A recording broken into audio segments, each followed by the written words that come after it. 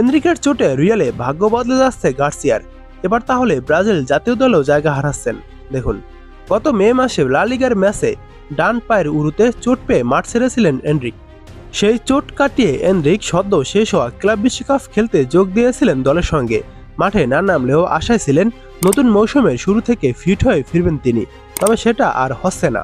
আবারও নতুন করে চোটে পড়েছেন এই ব্রাজিলিয়ান স্ট্রাইকার। ফলে আরেক তরুণ প্রতিভা গঞ্জালো গার্সিয়ার সামনে আরও সুযোগ আসতে পারে নিজেকে আরও একটু বেশি মেলে ধরার। মঙ্গলবার মার্কা নিশ্চিত করেছে এনরিকের নতুন চোটের খবর, ফলে খুব শীঘ্রই মাঠে ফেরার সম্ভাবনা নেই তার।